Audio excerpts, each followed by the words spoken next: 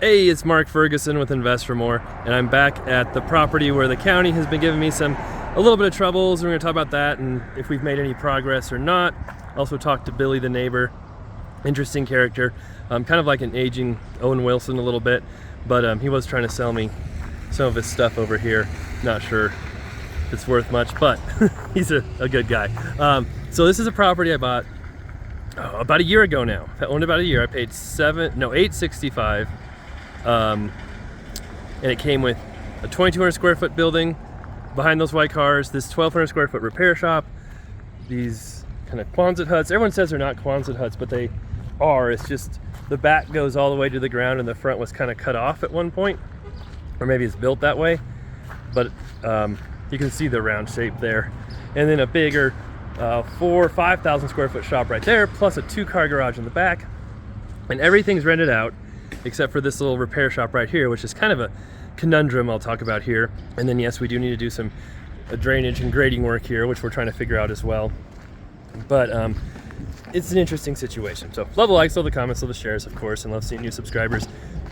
This property started out fantastically by getting it rented to a diesel mechanic right away. It was completely vacant and full of junk when we bought it. And then this place was rented to a detail shop right away, and then they stopped paying rent a few months later. So that didn't work out quite as well. We had a back garage rented to someone else, and then we ended up renting this property over here to a church. And this property is completely zoned for a church, no problem there. But once we put the church in, then the county started talking to me and saying that we didn't have French drains put in and all this other work, and that a church isn't allowed here because of a site plan that was done in 2014 by the previous owners. And that site plan was to install a semi-truck washout facility. They wanted to have kind of a truck wash back behind this building here. I'll show you right where that truck is right there. And they had all this drainage and different stuff set up to do that. Well, obviously that was never done. The previous owner never installed the truck wash. The site plan was approved, but he didn't tell me, we didn't realize that even though the truck wash wasn't done, they still want everything else from the site plan done, which was a French drain, kind of a concrete barrier over there, this whole thing graded and either paved or covered with gravel, crushed asphalt, and a few other minor things like some landscaping work. And so we talked to the county, had a meeting, thought everything was somewhat clear on what we needed to do, but they said the church can't be there because the site plan calls for a grocery store or retail, not a church. Even though zoning allows it, because they limited that building to a grocery store or retail in the site plan, that limited it from then on unless we amend or change the site plan. So we had the meeting trying to figure this all out. Then we met with an engineer who'd worked on the site plan before. He came out here.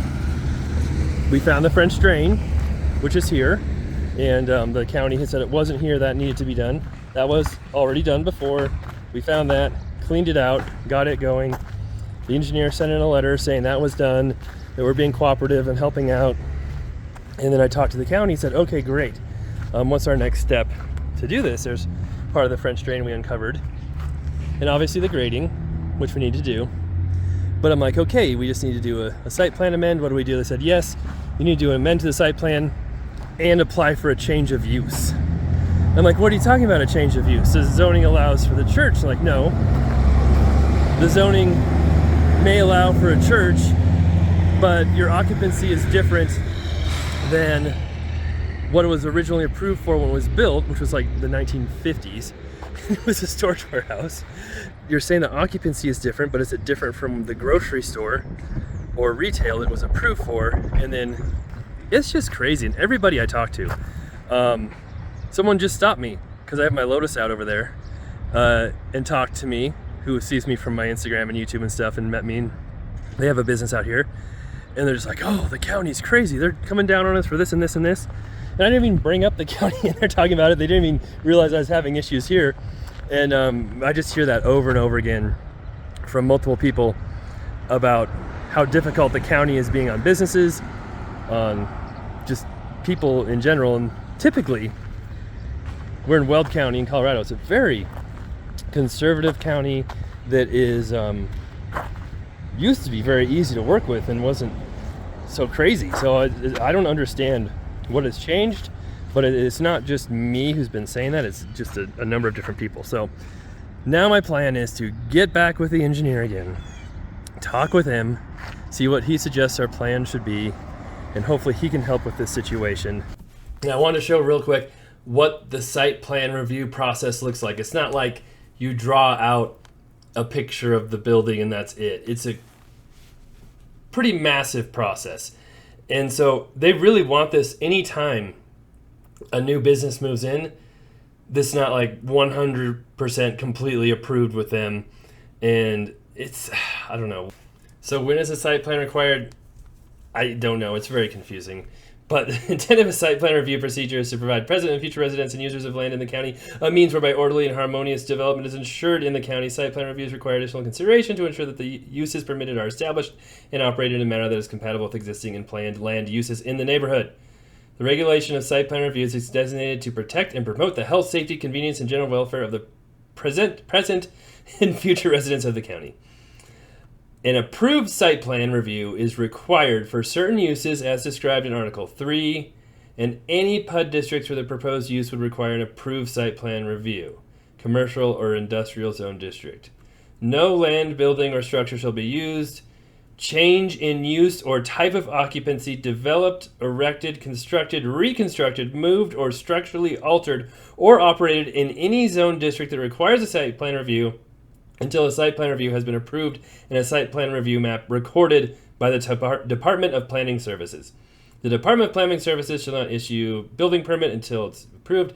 So here's when you don't need one. No site plan review shall be required for normal repairs and maintenance of an existing building or structure, alterations which do not affect more than 25% of the external dimensions of an existing building or structure, unless such alterations are made to change the use or type of occupancy within part or all of the altered building or structure. Signs, fencing, oil and gas facilities, or temporary structures, such as, but not limited to those used for the sale of fireworks or Christmas trees. So basically, if you change the use in any building ever, you have to go through this whole process that I will outline. This just gives an idea of what you would need: the application form, authorization form, a deed, articles of organization, trustee documents, a statement of taxes, say no taxes are due, a completed planning questionnaire will show you, a draft SPR map, a generalized sketch of building elevations depicting the style, size, and exterior construction of the materials buildings proposed, lighting plan, landscape and screening plan, emergency contact form, the names and address of owners, a copy of an agreement with the owner of any ditch located adjacent, copy of surface use agreement with any mineral rights owners, an application fee. A 50% investigation fee is required if this application is in response to a violation. Okay. Environmental health checklist, complete environmental health questionnaire, water supply documentation, sewer disposal documentation, noise study, waste handling plan, dust abatement plan, engineering design operations plan, nuisance abatement plan, development review requirements checklist, completed public works questionnaire, preliminary drainage report, a traffic impact study, MS4 requirements if applicable. This is a draining report provided by that the water quality will be required if it's in an MS4 area. Your procedural guide and fees. If you're doing a brand new site plan and it's less than 10,000 square feet, 1,300, 10,000, 25,000 square feet, 2,800, over 25,000 square feet, 5,000. Site plan review amendments, which what I'm doing is $500. Recording fees. They are non-refundable and due when the application is determined to be complete. We won't read all the fine print until this is, yes, lots of stuff. Changes and termination of use, corrections, approval, enforcement procedures. Here's your process flow chart, your pre-application meeting, draft application, completeness review, and then you get to see what happens if it's not done right and how this all works. I'm sure it happens really, really fast. They want me to have everything done really, really fast. They keep emailing me saying, why is this done yet? Why isn't this done yet? Even though now it's about 2 months since our meeting, but we've been doing stuff. course, the previous owner had 9 years and never did any of this, and he was running his business and stuff that wasn't legal either. Anyway, contact information, all of that stuff. Site plan review application. So here's your actual form you have to fill out. Authorization form. For commercial buildings, utility shut-off locations. Here's your questionnaire. Explain the proposed use. Explain the need for the proposed use. Describe the current previous use of land. Describe the proximity to residences. Describe the surrounding land uses. Describe the hours and days of operation. Describe the number of employees. Describe the maximum number of users. List the types and number of operating equipment. List the types and number of uses of proposed structures. Describe the size of any stockpile, storage, waste areas. Describe the method and time schedule of removal, disposal of debris. Describe trash collection. Include timetable showing the periods time required for construction. Describe the proposed and existing lot surface type. How many parking spaces are proposed? Do the loading surface areas meet the requirements? Describe the existing and proposed fencing. Describe proposed fire protection. Explain how this proposal will be compatible with future development of the surrounding area. Explain how this proposal complies with Article 5.7, Chapter 23. If the proposal is located within any overlay zoning district, airport, geological hazard, or historic town sites overlay, or a special flood hazard area. Do existing structures and uses and will proposed structures and uses meet the bulk standards for the zone district in which the property is located? Describe how the proposed use will comply with each of the following standards: noise, air quality, water quality, radiation, radioactive materials, heat, glare, property maintenance. Site plan review map requirements. This shows how the map should be drawn.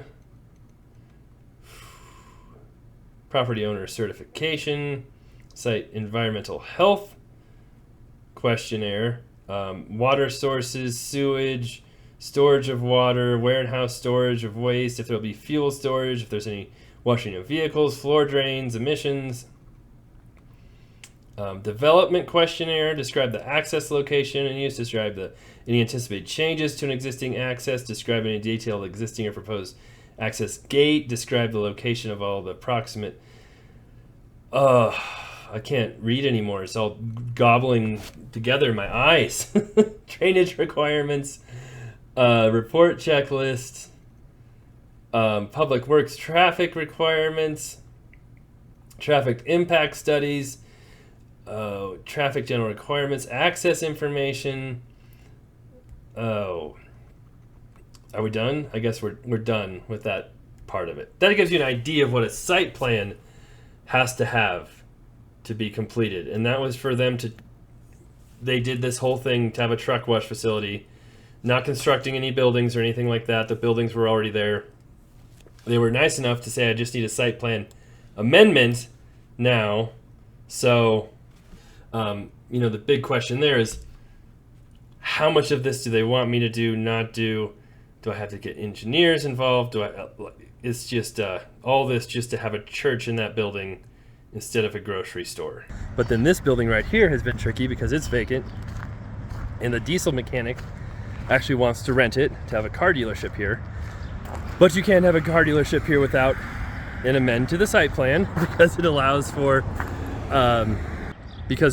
car repair, car detailing, but not a car dealership. And you have to go through the site plan as well. So they don't want to rent it unless they know it's approved. I think we could probably rent it to somebody else very quickly who wants to do car detailing, repair, anything like that.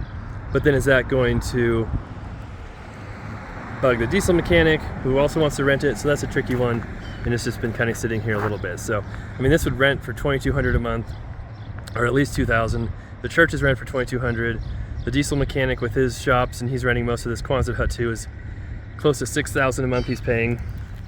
So it makes money. It makes great money once this is rented based on what I bought it for, but we just had a few obstacles to go through. And I know that with properties I buy and different situations I go through, that's going to happen. You just hope it's simpler and easier than it usually turns out to be. But it should be worth it. This is probably $1.5 million property. Once we get through this, get it all rented and cleaned up how the county wants us to have it cleaned up. This is Billy's place over here. He's not homeless. He has his place to live, but we're not really sure how he lives there. I don't think he pays rent or anything. He's just been there for a while. We did clean up a little bit, so that was nice. He's trying to sell me some of this stuff, and I don't really want it, but he's a nice guy. Unfortunately, he lost a toe this winter to frostbite, so I don't know if he has heat in there or how that happened. But yes, there's lots of water along here. Anything left of this row of railroad ties or whatever they are, is the state property. It's a state highway. So all that water is actually their responsibility. And then we have some water here too. But we've had so much rain this year, more rain than I can remember for a very, very long time. And this is usually a very dry climate here in northern Colorado. We get maybe 13 or 14 inches of rain a year. And I feel like we've gotten most of that already, but that's why it's so wet out here. Just rained again yesterday, quite a bit. Seems like it's been raining every single day. It's probably gonna rain again today and tomorrow and the next day too. So it's much wetter here than normal. And that's part of the reason why there's so much water around, but there still should be some grading done so it drains where it's supposed to as well. So that's the update. That's what we're doing right now. We'll update you on more progress on this property or other properties. And if you didn't notice, I've got a new country flip with a couple acres, a 1950s house, a couple garages we're buying here in 3 weeks, and a laundromat and car wash, an apartment. All together we're buying here soon in 3 weeks as well too. So we'll have lots of cool and interesting stuff coming up. And we'll always have updates on the liquor store, other flips, other rentals as well. So thanks for watching. Be back soon. Hopefully we'll have way better news coming up next time.